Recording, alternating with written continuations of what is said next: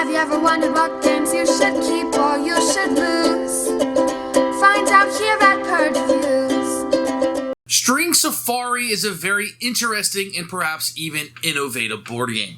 I haven't really seen any other board games that use some of these components, and definitely not in the mechanisms that are used here.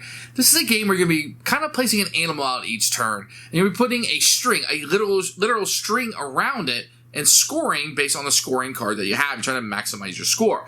When you do so, you'll put a cube on it. That animal can no longer score for anybody else, but will score VP for you at the end of the game. Very simple to play. But let me tell you, these strings are always smaller than you need them to be. That's not a negative. That's the game. If it was always big enough, then you wouldn't have any decisions to make, let's say. And boy, is this a fun little game. It can be a little imprecise at times, and that's fine. It's a family weight game, really intended to be played with children, but it is thinky. It gives you some things to think about and definitely gives you decisions to make. You always have that one scoring card. You're trying to maximize that score every single round, and you have the one animal placement. What are you going to do with that? How are you going to do this string? And it's easy to overthink it and overanalyze it, but I don't want you to think this game has a lot of analysis paralysis. It really doesn't. This is a fun little experience that goes outside the normal scope of a board game. It gives you something a little bit different to do, and it's really fun. And it's simple. It's easy to teach, easy to learn, and the components are good. So this is really a win for us. A great family game, especially if you want something out of the ordinary and perhaps even a little innovative. You're tired of the same old games. Well, this one, my friends, will give you something a little different. Check out String Safari. This is what you may have missed that may be right back on the radar for you. Keep her for us. Here is String Safari, which is a very busy cover. I wish this would have been a little bit brighter. I think it would have looked better on the store shelf. I think the back of it looks kind of cool with all the animals. So we're going to pop this open. It's a little small square box. It doesn't take up much room at all. You're going to get a scoring thing here, which is pretty symmetrical. Going to get a rule book, which we're going to look at in a few minutes. Going to get a couple things of string. The purple one is longer than the green one. Going to get a bunch of cubes in different color. Use that for scoring. You'll have these markers in case you go over the 50 on that. And then these will be the tiles. The tiles are paper thin. They're not very good at all. You can see the different land ones that are here and then the animal ones. I mean, they're okay with the artwork on it's fine. And the icons are very small. These are very small tiles, but they are that way to play the game and make it be a reasonable size on a table. Your research tiles, once again, they just have kind of icons on them. They're going to have scoring markers, and they're paper thin. So these are not good quality tiles whatsoever. The insert does its job okay, I guess. There is some room underneath there, but you won't be able to fit anything under it because of this. I think it works fine. Here is the rule book. You can see a picture of the front. I think it might look better on the rule book. You're going to get a list of components, no pictures, but then they're going to break down the components over here and show you how all the icons work. I think that works just fine. You're going to have setup over here. There are no numbers that correspond to it, but there is a picture here. Then they start the flow of the game, and it continues on the next page. Not a lot of pictures, not a lot of examples here, a lot of text. And they're going to have the tiles broken down with the icons over here. Reiterate the flow of the game, which is really nice, and then how it ends. And then a picture of every animal that is in here. It didn't go over the land. You just have to use these icon lists over here. Right here's the land. So it's kind of weird they were on different pages, but I think it works. You probably need 10 minutes. I actually read this as we sat down to play. We were able to play with no problems.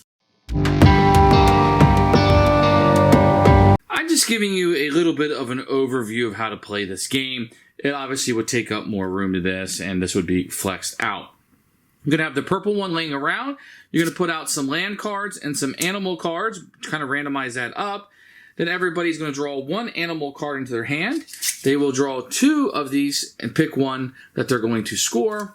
So let's say I'm going to score this one. I'm going to get 3 points for every animal I may be able to trap that has that moon symbol, and I will score 1 point. It does require my green to be on a rock.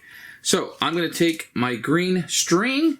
It has to be on a rock. Normally you cannot touch tiles, but because it requires it to be on a rock, I will do so. And then I will look for things with the moon. So I'm just going to give you a very easy example here. So I'm touching that rock, and I will encompass this.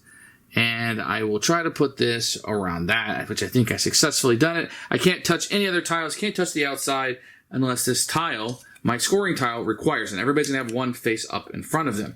So this tells me I'm going to get 1 point at the end of the game. Don't have to worry about that right now. And I'm going to get 3 points for every one of these I'm able to trap. I got one of these in there, so I would gain 3 points on the tracker. And this one right here says I get plus 2 points if I trapped somebody with the meat symbol, which I did. So I would get a total of 5 for that. Then I will take one of my cubes and I can put on any one of the ones I have trapped. Except for the bushes and the rock have an X on it, which says I can't put it there. So my only option is here. So that means nobody else can score for this, and I will score 2 points at the end of the game. Then I will give the string to the next person in line. My research card would go into my score pile, and I would be ready to draft one of the 4 that are face up or one from the top of the deck. So once again, if I wanted to play, I put my animal card out that I happen to have. I look at my scoring chart, try to maximize the amount of points for this. I use my string to encompass it. Now this one right here has this icon on it, which means I must touch the purple when I do that. And I'm trying to get ones with the question mark icon. So maybe I would do something like this and encompass this in. I would score for that. At the end of the turn, I draw another animal card that only I can see, put my scoring card over the side to score at the end, and draft a new research card. And that's how the game will continue for a number of rounds based on the number of players. Whoever has the most points at the end of the game, you score points during the game for these that you're able to trap, these down here at the end of the game, and then whatever animals or land tiles that you have cubes on, you score points for that. Most points is the winner. Who should buy this game? I think adults can play this game. I think they can have a good time with it. Understand it's a lighter type, filler type game. But this game is really going to shine when you're playing this with your children. I think this where this game is intended to be a family weight game. It's a little imprecise, so I don't know if playing with just kids is going to work for this one. I think you need an adult there to say, yeah, it's nudging it a little bit, or that's okay. It's just nudging it just a tad. I think that imprecise nature will be fine with this game, especially if an adult there who can just kind of say, okay, we're going to be honest here, and this is how it's going to be. House rule, move on. That's what we do in our house. In that regards, this is one I can easily recommend. It may have been one that you missed. I can't believe it's rated so low. Probably because it's a little innovative. It didn't catch on with some people. But this is one you should take a moment and check out. Keeper for us.